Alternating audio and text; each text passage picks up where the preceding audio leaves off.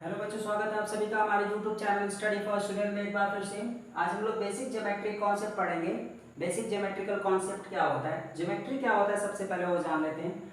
The study of point is called geometry, यानी किसी भी शेप और साइज में जब हम पॉइंट को आइडेंटिफाई करते हैं, पॉइंट के माध्यम से हम किसी भी शेप और साइज को लिखते हैं या बताते हैं, तो उसे हम ज्योमेट्री कहते हैं। आज हम इस वीडियो में ज्योमेट्री से रिलेटेड बहुत सारे कॉन्सेप्ट क्लियर करेंगे आप लोग के लिए। ठीक है, टाइप्स ऑफ ज्योमेट्री,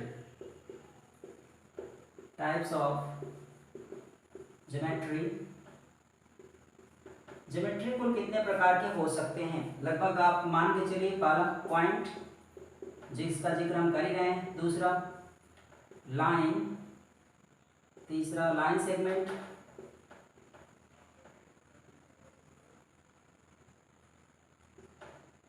चौथा प्लेन, पांचवा रे।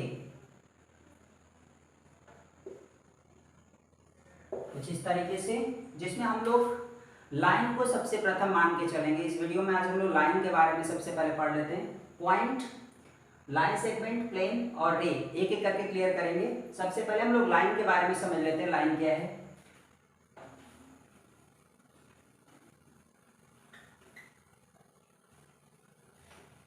तो लाइन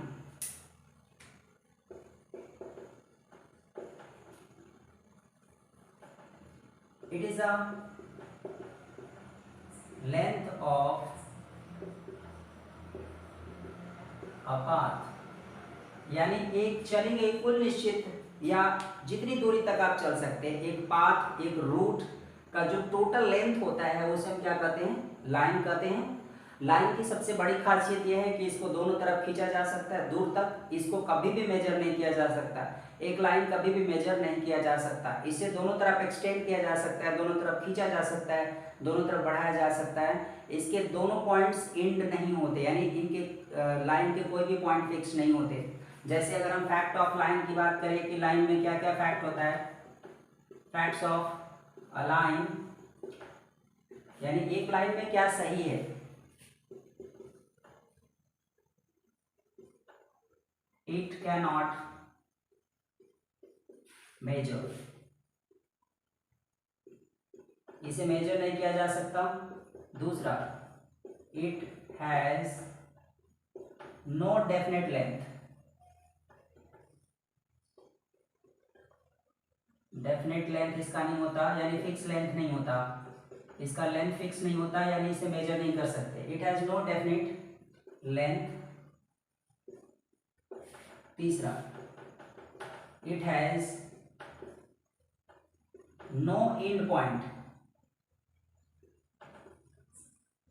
नो एंड पॉइंट, इसके पास कोई भी एंड पॉइंट नहीं होता है, यानी इसे दोनों तरफ खींचा जा सकता है, इसके पॉइंट्स एंड नहीं होते। ठीक है, इसको दोनों तरफ आप एक्सटेंड कर सकते हैं, इधर भी दोनों तरफ लाइन को एक्सटेंड किया जा सकता है।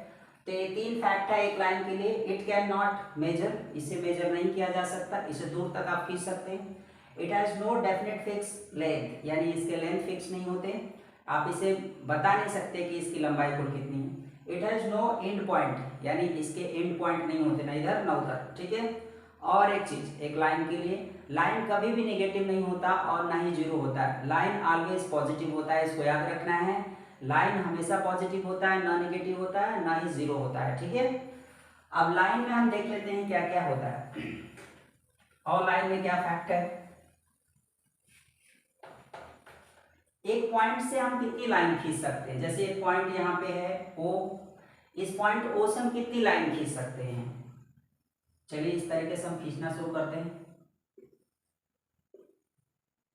ये देख रहे हैं आप, बहुत सारी लाइन खींची जा सकती है।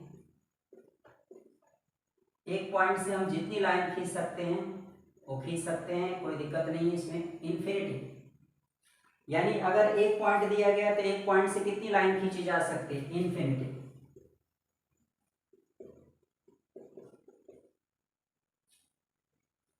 इतनी लाइनें खींची जा सकती है। इनफाइनाइट बोल सकते हैं, इन्फिनिटी बोल सकते हैं, यानी काउंट नहीं कर सकते, इतनी लाइनें खींची जा सकती है, लेकिन पॉइंट सिर्फ एक होना चाहिए। ठीक है, अब दो पॉइंट से दो दिए गए पॉइंट से कितनी लाइनें खींची जा सकती हैं? अगर मान लीजिए पॉइंट यहाँ पे, एक पॉइंट यहाँ पे, मान लीजिए पॉइंट ए यहाँ पे, पॉइंट बी यहाँ पे, तो इन दोनों पॉइंट से सिर्फ और सिर्फ एक लाइन खींची जा सकती है। यानी दो पॉइंट अगर दिए गए हैं तो इन दोनों पॉइंट से सिर्फ और सिर्फ एक लाइन खींची जा सकती है। Only and only one line can be drawn. दो दिए गए पॉइंट से सिर्फ और सिर्फ एक लाइन खींची जा सकती है, जैसा कि आपको दिख रहा है पिक्चर में। एक लाइन अगर इस तरीके से खींची गई है तो इसको आप इस तरह से डिफाइन कर सकते हैं, यानी किसी भी लेटर के ऊपर अगर दोनों तरफ एरो लगा है तो इसका मतलब ये लाइन शो कर रहा है। ठीक है, तो फिलहाल यही।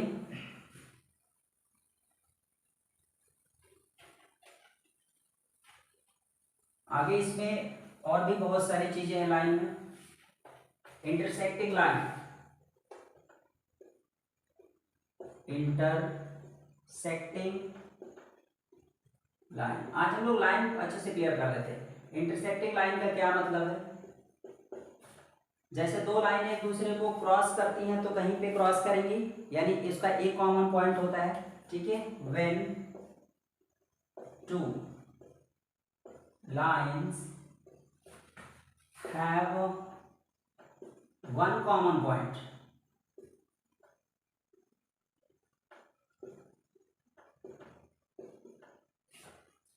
they are called intersecting line।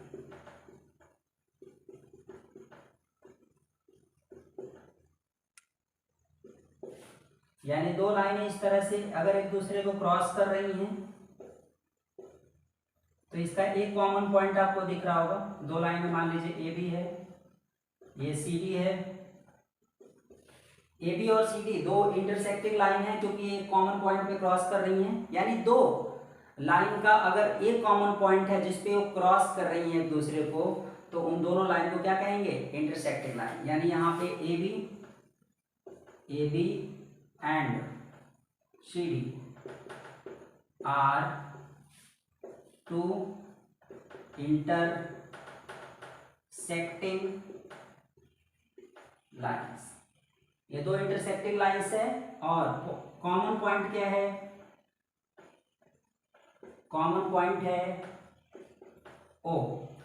जो कॉमन पॉइंट ओ है इसे क्या कहते हैं? इसे बोलते हैं द पॉइंट ऑफ इंटरसेक्शन।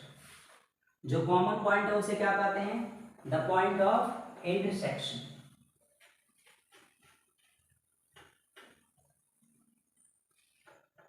यहां पे लिख दे रहे हैं common point O is called the point of intersection।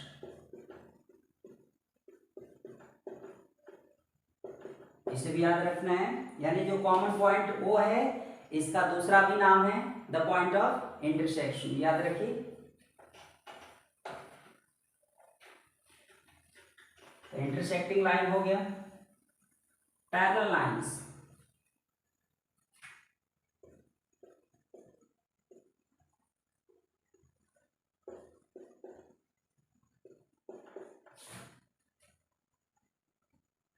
Parallel lines क्या होता है? When two lines have no any common point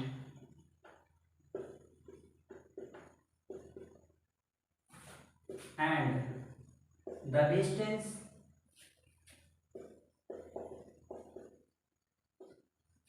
between lines always equal, they are called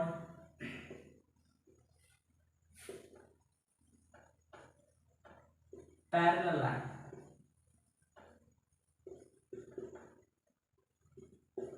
यानी ये दो लाइनें एक दूसरे के पैरेलल कही जाएंगी। कंडीशन यहाँ दो है। मान लीजिए एक लाइन है यहाँ पे L, दूसरा M, ये दोनों लाइनें पैरेलल होंगी, L पैरेलल M हो जाएंगी। कंडीशन क्या है, कंडीशन देख लेते हैं। दो लाइनें पैरेलल कब होती हैं, दो लाइनों को पैरेलल कब कहा जा सकता है, जब उनका एक भी कॉमन पॉइंट कहीं भी ना हो। यानी देखिए एक दूसरे को कहीं भी क्रॉस ना करेगा दोनों लाइनें, तो उन्हें आप पैरेलल कर सकते हैं। हाँ, लेकिन दूसरी शर्त यह है कि एक दूसरे को क्रॉस कहीं ना करें और उनके बीच का डिस्टेंस लगातार सेम हो, यानी बीच के डिस्टेंस में कोई छोटा बड़ा ना हो। यहाँ पे इस तरफ एक्सटेंड करें, चाहे इस तरफ बढ़ाएं, चाहे उस तरफ बढ़ाएं, इनके बीच का डिस्टेंस हमेशा सेम होता है। तो इन दोनों लाइनों को हम क्या कहेंगे, पैरेलल लाइंस। पैरेलल का सिंबल इस तरीके से, L पैरेलल M। तो कंडीशन क्या है दो लाइनों के पैरेलल होने की, पहली बात तो उनका एक भी पॉइंट कॉमन नहीं होना चाहिए, यानी दोनों एक दूसरे को कहीं भी क्रॉस ना करें, और उन दोनों लाइनों के बीच में डिस्टेंस हमेशा सेम हो या इक्वल हो, चाहे इस तरफ बढ़ाएं चाहे उस तरफ। ऐसी दो लाइनों को हम क्या कहेंगे, पैरेलल लाइंस। ठीक है, याद रखिए।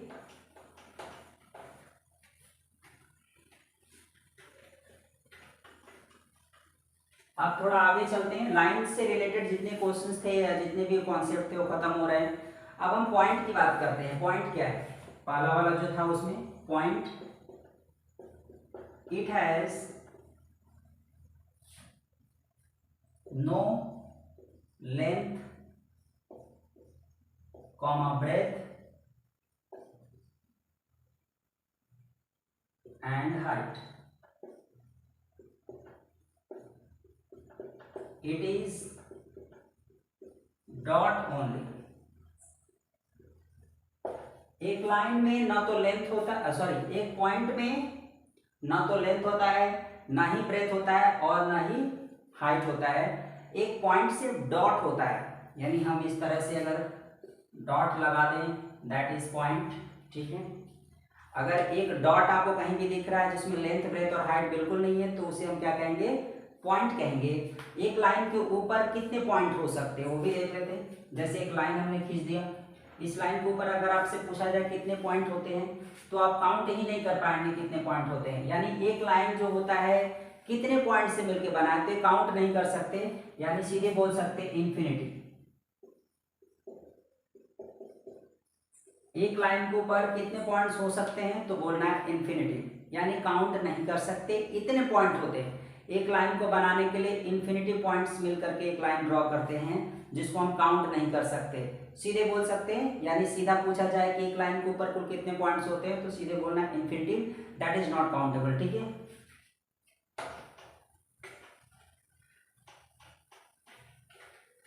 अगला है लाइन सेगमेंट।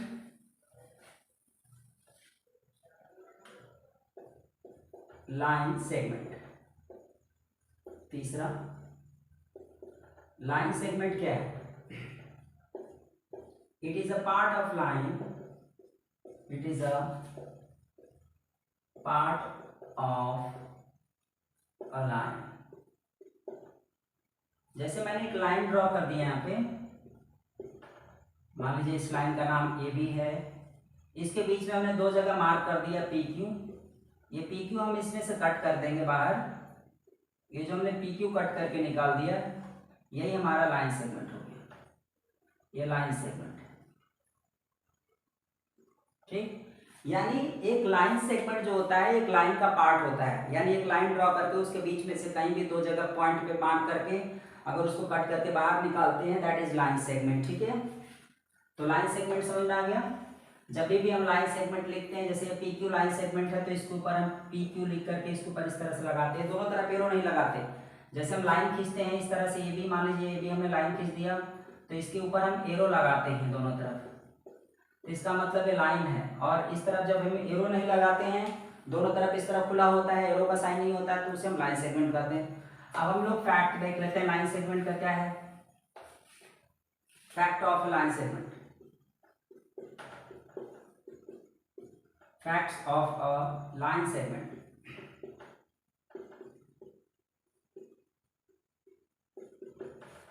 पहला, it has fixed length, यानी इसका लेंथ फिक्स होता है। दूसरा, इट कैन बी मेजर, इसे मेजर कर सकते हैं आसानी से।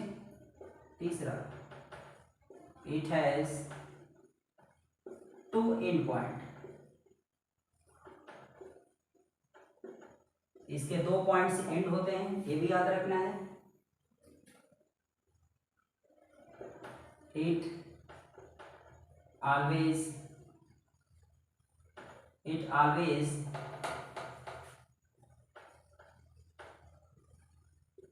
लेस देन अ लाइन, यह लाइन से हमेशा छोटा होता है, लाइन सेगमेंट हमेशा लाइन से छोटा होता है। अगला 5वां, लाइन सेगमेंट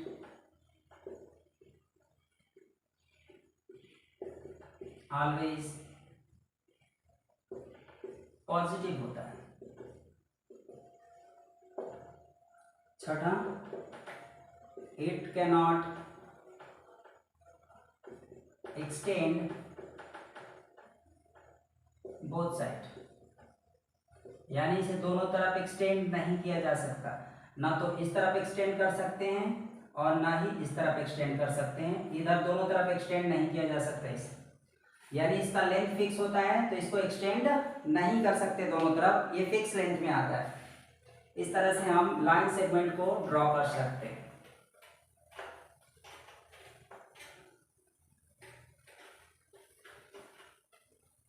अगला है रे,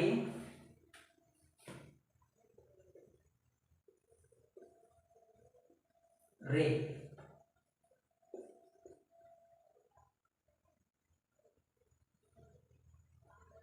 it can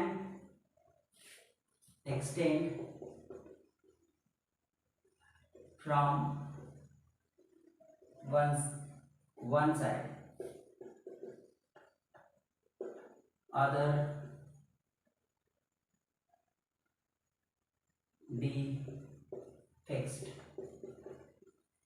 यानी इस रे को हम किसी एक तरफ एक्सटेंड कर सकते हैं, दूसरी तरफ फिक्स होता है। जैसे कि हमने इस तरफ खींच दिया, जिस तरफ एरो लगा रहता है इस तरफ एक्सटेंड किया जा सकता है, इधर एक्सटेंड कर सकते हैं, इधर एक्सटेंड किया जा सकता है, इधर फिक्स्ड होता है। हमेशा याद रखिए ये वाला पॉइंट फिक्स होता है, इस तरफ नहीं एक्सटेंड कर सकते, जितनी भी दूरी एक्सटेंड करना है इस तरफ एक्सटेंड कर सकते हैं। एक फैक्ट क्या होता है रे के लिए, फैक्ट ऑफ अ रे, it can not measure, it cannot be measured, इसे मेजर नहीं किया जा सकता। पहला point, it has no fixed length,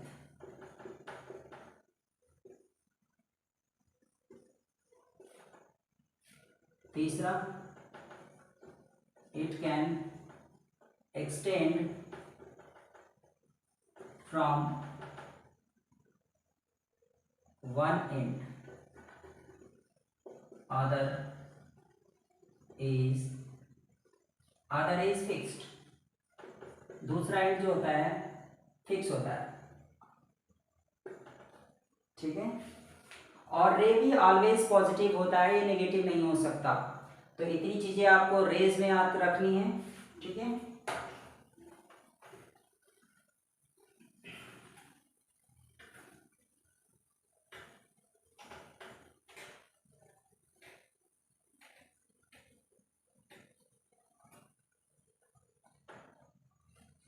plane, 5वां, it is a flat surface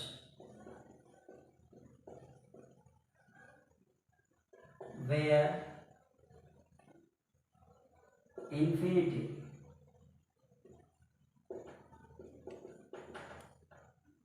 points are lie, एक फ्लैट सरफेस जहां पे इन्फिनिटी पॉइंट्स होते हैं उन्हें हम क्या कहते हैं, प्लेन कहते हैं। जैसे कि हमने इस तरह का सरफेस ड्रॉ कर दिया, दिस इज प्लेन, ठीक है, ये भी प्लेन है, ये भी प्लेन है। कुछ इस तरीके के शेप अगर ड्रॉ कर रहे हैं, ये सभी प्लेन है जिसके ऊपर हमने पॉइंट्स दिखाए हैं, यहाँ पे इंफिनिटिव होते हैं, डज नॉट काउंटेड, ये काउंट नहीं किए जा सकते। बहुत सारे पॉइंट्स होते हैं जिन्हें हम काउंट नहीं कर सकते, तो इसे हम प्लेन कहते हैं।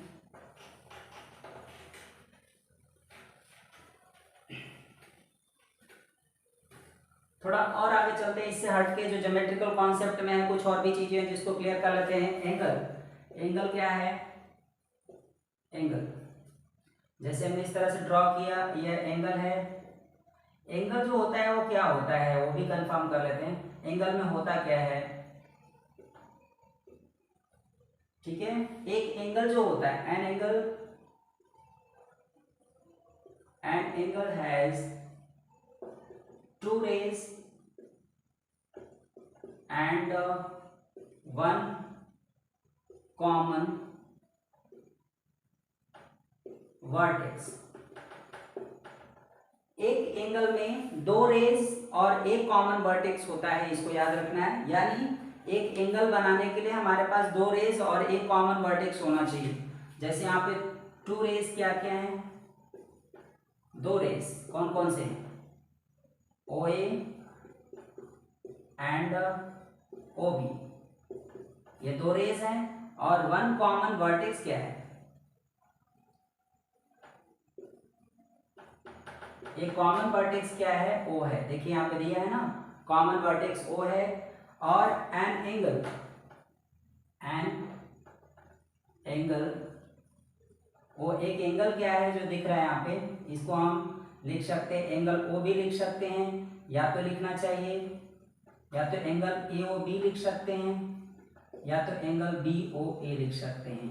यह जो हम दिखा रहे हैं यह एंगल का साइन है। इस तरह का जो साइन आपको दिख रहा है इसका मतलब ये एंगल का साइन है, ठीक है।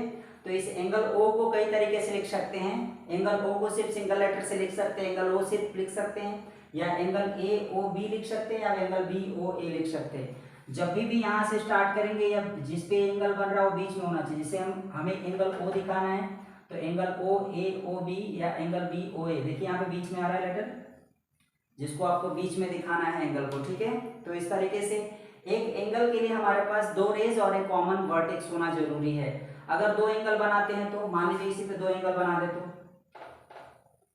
अगर इसी पे अगर हम दो एंगल चाहते हैं कि दो एंगल बन जाए तो इसके लिए हमारे पास तीन रेज और एक कॉमन वर्टेक्स होना चाहिए। देखिए तीन रेज है, 1 2 3, और एक देखिए एक रेज है यहाँ पे, दूसरा रेज और तीसरा रेज, और एक ही कॉमन वर्टेक्स पे बहुत सारे एंगल बन सकते हैं। सिर्फ रेज की संख्या बढ़ानी होगी, मतलब जो रे है उसकी संख्या बढ़ाते जाएंगे, एक ही कॉमन वर्टेक्स पे एंगल बनता चला जाएगा। देखिए 4 एंगल बनाना है, 1 2 3, सॉरी 3 एंगल बनाना है तो 4 रेज, 1 2 3 4, ये देखिए चौथा रेज है। तो एक ही कॉमन वर्टेक्स के ऊपर बहुत सारे एंगल ड्रॉ किए जा सकते हैं सिर्फ रेज की संख्या बढ़ा करके। अगर रे की संख्या बढ़ाते जाए तो हमें एक ही कॉमन वर्टेक्स के ऊपर एंगल की संख्या ज़्यादा से ज़्यादा मिलती चली जाएगी, तो इसे हमें याद रखना है। और इतने सारे हमने कॉन्सेप्ट आपको ज्योमेट्री से रिलेटेड आप बताए हैं, इसे आप घर पर प्रैक्टिस करिए, समझिए इसे क्या कर सकते हैं, कैसे इसको समझना है आप समझिए। बहुत सारे और भी ज्योमेट्री से रिलेटेड कॉन्सेप्ट हमारे पास है जिसको हम आने वाले वीडियोज़ में अपलोड करते रहेंगे। फिलहाल अगर वीडियो समझ में आया हो, अच्छा लगा हो, तो इसे ज़्यादा से ज़्यादा लोगों में शेयर करें ताकि ज्योमेट्रिकल कॉन्सेप्ट से रिलेटेड उन्हें जानकारी हासिल हो सके। और वीडियो अगर अच्छा लगा हो तो शेयर करें। अगर चैनल आपने सब्सक्राइब नहीं किया तो प्लीज़ चैनल जरूर सब्सक्राइब कर लें, बेल आइकन दबाएं ताकि आने वाले वीडियो के नोटिफिकेशन कुछ इसी अंदाज में हम आपको देते रहें। तब तक के लिए धन्यवाद, गुड नाइट।